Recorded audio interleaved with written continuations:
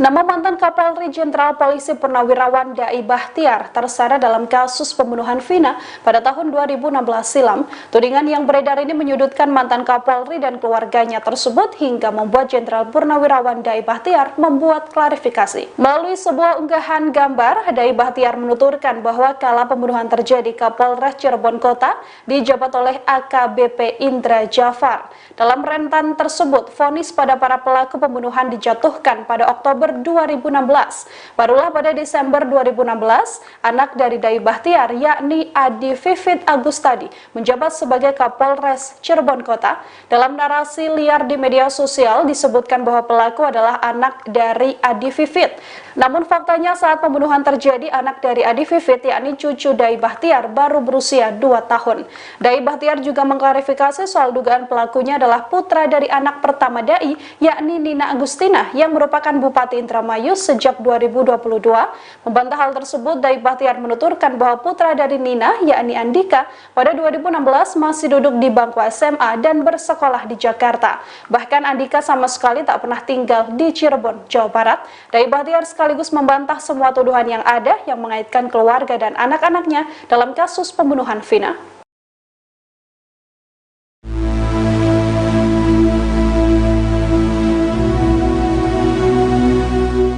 Adik terpidana Eka Sandi yakni Aldi menangis menceritakan pengorbanan sang kakak di balik kasus pembunuhan Vina.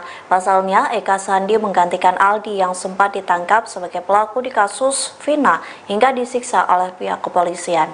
Dikutip dari Tribun Sumsel, hal itu disampaikan Aldi saat ditemui oleh Kang Dedi Mulyadi yang menceritakan pengorbanan sang kakak yang rela mengaku terlibat kasus pembunuhan Vina demi menyelamatkan nyawa adiknya. Aldi mengaku dirinya disiksa oleh kepolisian saat ditangkap sebagai pelaku pembunuhan Vina.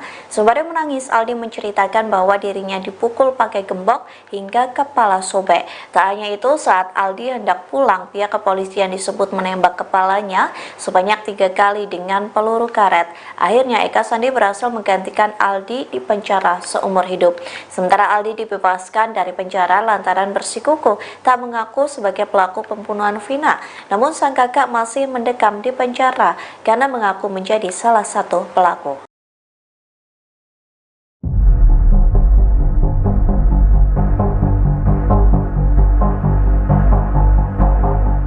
Viral di media sosial diduga penangkapan Linda terkait kasus pembunuhan Vina Cirebon 2016. Video tersebut menunjukkan seorang wanita yang memakai baju tahanan tengah digiring oleh sejumlah polisi. Dalam narasi juga tertulis bahwa wanita tersebut merupakan Linda yang ditangkap akibat kasus Vina Cirebon. Dilansir dari Kompas.com pada Jumat 7 Juni 2024, video yang diklaim sebagai penangkapan Linda dalam kasus pembunuhan Vina Cirebon diunggah oleh sejumlah akun di media sosial Facebook.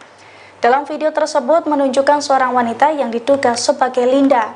Ia tampak digiring polisi menggunakan baju tahanan dan dimintai keterangan. Namun faktanya video tersebut merupakan hoaks. Setelah ditelusuri, video tersebut merupakan gabungan dari 2 klip berbeda dan tidak terkait kasus pembunuhan Vina. Klip yang menunjukkan wanita berbaju tahanan itu ternyata merupakan ibu rumah tangga berinisial AG yang ditangkap pada tahun 2023 silam.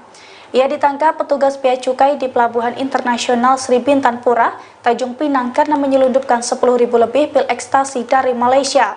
Sementara klip lainnya merupakan wanita berinisial LAA yang ditangkap Polresta Banda Aceh karena mencuri emas senilai 22,6 juta. Saksi kunci Liga Akbar atau Gaga Awot mengaku adanya skenario kesaksian dalam pembunuhan kasus Vina. Dikutip dari Tribun Jabar, hal itu disampaikan oleh kuasa hukum Liga Akbar yakni Yudia Alamsyah yang mengatakan Liga Akbar meminta pendampingan darinya sebagai kuasa hukum saat diperiksa kembali oleh Polda Jawa Barat. Perlu diketahui Liga Akbar merupakan saksi kunci pembunuhan Vina pada 2016 silam. Saat itu Liga Akbar mengaku merubah beberapa poin penting terkait kronologis kejadian pembunuhan Vina dan Eki. Oleh sebab itu, Liga Akbar mencabut 3 poin penting dalam berita acara pemeriksaan atau BAP saat diperiksa kembali pada Selasa 4 Juni silam. Yudia mengatakan adanya kejanggalan dalam kesaksian Liga Akbar pada 8 tahun yang lalu. Ia menyoroti beberapa poin yang dicabut oleh kliennya, adapun 3 poin itu salah satunya narasi soal kejar-kejaran dan lempar-lemparan saat peristiwa pembunuhan Vina. Yudia mengatakan sebenarnya peristiwa itu tidak ada. Saat ini Liga Akbar berada dalam pengawasan kuasa hukumnya dan proses mengajukan perlindungan kepada LPSK. Ia berjanji akan membongkar fakta kejadian yang sebenarnya.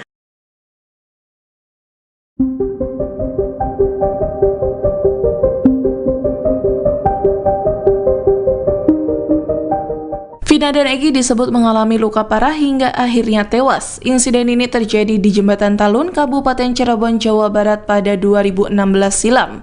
Hal itu diungkap Suroto, seorang pria yang mengaku sebagai orang pertama yang menolong Vina dan Egi setelah dianiaya geng motor. Dikutip dari Tribunnews.com, Suroto mengaku menemukan Vina dan Egi pada 27 Agustus 2016 silam sekitar pukul 10 malam.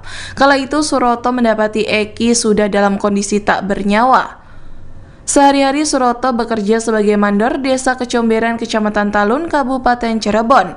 Setiap malam ia selalu bekerja dan berkeliling di daerah Talun.